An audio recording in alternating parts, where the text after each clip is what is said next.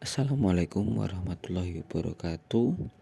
Di sini saya akan menjelaskan pada pertemuan aswaja yang ke-11, yaitu keunggulan mazhabul arba'ah. Mazhab-mazhab dalam fikih. Mazhab fikih mulai bermunculan di awal abad ke-2 Hijriah hingga pertengahan abad ke-4 Hijriah. Setidaknya terdapat 13 mujtahid yang mazhabnya terbukukan saat itu. Seiring berjalannya waktu, mazhab-mazhab tersebut mulai ditinggalkan oleh pengikutnya. Adapun yang masih eksis hingga saat ini tersisa 4 mazhab atau yang sering diistilahkan dengan mazhab al-arba'ah. Hukum mengikuti salah satu mazhab arba'ah. Mengikuti selain mazhab arba'ah bagi umat Islam saat ini hukumnya tidak boleh. Setidaknya ada beberapa alasan tentang ketidakbolehannya, di antaranya adalah 1. Pada saat ini tidak ada sanad yang bersambung dengan dan dapat dipertanggungjawabkan kepada selain mazhab arba'ah. Hal ini berbeda dengan mazhab arba'ah. Sanadnya muttasil dan diriwayatkan dari para ulama hingga kepada para imam mazhab. 2. Pendapat yang dinisbahkan kepada selain mazhab arba'ah tidak mundabit atau batasan-batasannya tidak dijelaskan. Artinya tidak dapat diketahui apakah pendapat yang dinisbahkan kepada mereka adalah mutlak tanpa syarat ataukah harus disertai syarat, atau apakah pendapat itu umum bagi semua orang dan semua kondisi, ataukah hanya khusus bagi orang-orang tertentu dan dalam kondisi tertentu saja. Berbeda dengan pendapat mazhab arba'ah yang para pengikutnya meriwayatkan dengan jelas disimpulkan bahwanya seandainya ada pendapat sahabat atau mazhab selain mazhab arba'ah yang dapat dipastikan penisbatannya dan dapat diketahui secara pasti batasan-batasannya, maka boleh pendapatnya diikuti. Mazhab arba'ah. 1. Mazhab Syafi'i. Mazhab ini didirikan oleh Al-Imam Muhammad bin Idris Asy-Syafi'i. Nama dan nasab ini bernama lengkap Abu Abdullah Muhammad bin Idris bin Abbas bin Utsman bin Syafi'i. Gelar Asy-Syafi'i ia dapatkan dari penisbahan kepada kakeknya yang bernama Syafi'i. Apabila garis nasabnya dilanjutkan ke atas lagi, nasabnya bersambung sampai Al-Muthalib bin Abdul-Manaf Al-Quraisy. Para sejarawan bersepakat bahwa Asy-Syafi'i lahir pada tahun yang sama dengan tahun meninggalnya Abu Hanifah, yaitu 150 Hijriah.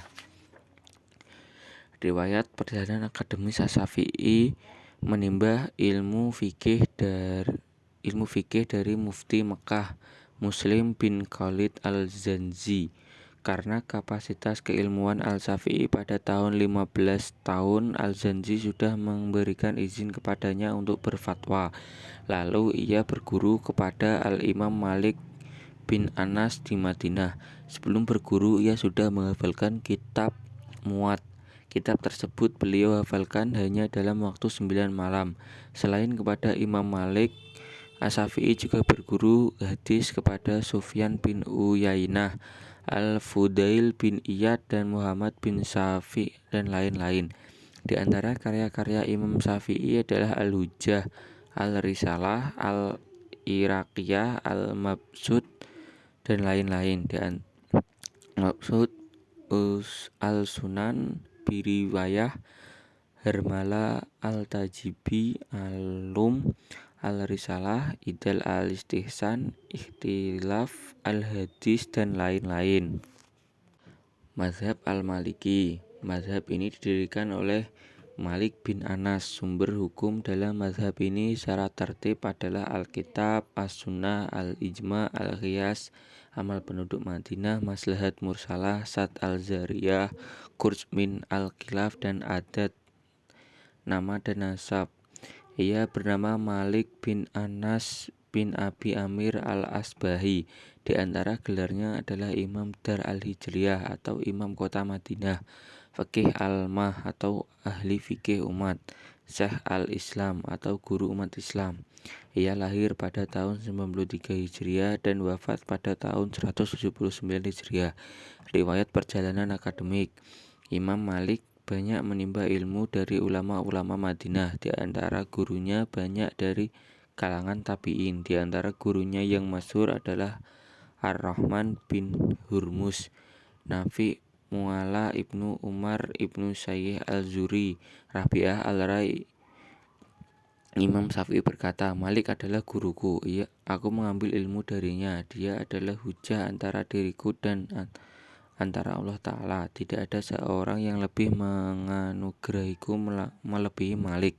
Apabila ulama disebut, maka Malik adalah bintang yang terang. Di antara karya Imam Malik adalah kitab Al-Muwattah. 3. Mazhab Hanafi. Mazhab ini didirikan oleh Abu Hanifah Al-Anam. Sumber hukum dalam mazhab ini adalah Alkitab, As-Sunnah, Syariah umat terdahulu, pendapat sahabat, ijma, qiyas, istisan, urf, dan mazhab mursalah. Nama dan nasab. Nama lengkapnya adalah Abu Hanifah Al-Nu'man bin Sabit bin Zaudi. Zaudi adalah nama kakek beliau, seorang bekas budak Bani Taimullah yang dimerdekakan. Abu Hanifah lahir pada tahun 80 Hijriah dan meninggal pada tahun 150 Hijriah. Riwayat perjalanan akademik. Abu Hanifah menimba ilmu dari para sahabat dan tabi'in. Di antara gurunya yang sangat mempengaruhi adalah Hamad Al-Himuri meriwayatkan dari Abu Hanifah. Abu Hanifah berkata, aku pernah bersama dengan Amir al-Mu'minin Abi Ja'far. Ia bertanya kepadaku, wahai Abu Hanifah, dari mana kamu mengambil ilmu? Aku menjawab, dari Hamad, dari Ibrahim, dari beberapa murid Umar bin Khattab dan Ali bin Abi Thalib dan Abdullah bin Mas'ud dan Abdullah bin Abbas. Abu Hanifah menghabiskan waktunya untuk mengajar fikih dan memerangi ahli bid'ah seperti Khawarij dan Mu'tazilah. Di antara karya-karya Imam Abu Hanifah adalah Alf al-Akbar, Al-Alim, wa Al-Muta'alim, dan Arisalah ila Utsman al-Bati. Madhab yang keempat yaitu Madhab Hambali. Madhab ini didirikan oleh Ahmad bin Hambal al-Syaibani. Sumber hukum dalam madhab ini adalah Nas atau Al-Quran, hadis, ijma, fatwa sahabat. Apabila para sahabat khilaf, maka yang diambil adalah fatwa yang paling mendekati Alkitab dan As-Sunnah, hadis dhaif dan qiyas. Nama dan nasab. Nama lengkapnya adalah Abu Abdillah Ahmad bin Hambal bin Hilal bin Asad al-Duli al-Saibani. Beliau dilahirkan di kota Baghdad pada tahun 164 Hijriah dan meninggal pada tahun 241 Hijriah. Riwayat perjalanan akademik. Imam Hambali dikenal sebagai seorang pakar hadis yang banyak mengadakan rihlah ilmiah untuk mendapatkan hadis. Guru hadis pertama beliau adalah Husain al-Bashir al-Wasiti. Beliau menimba ilmu dirinya selama 4 tahun. Dari gurunya beliau menulis sekitar 1000 hadis, bagian tafsir, qada, dan beberapa kitab kecil. Di antara gurunya dalam memahami hadis adalah Al-Imam As-Syafi'i. Ketika Syafi'i hendak berangkat dari Baghdad ke Mesir, berkata, aku keluar meninggalkan Baghdad dan aku tidak meninggalkan seorang yang lebih takwa, lebih paham fikih melebihi Ibnu Hambal.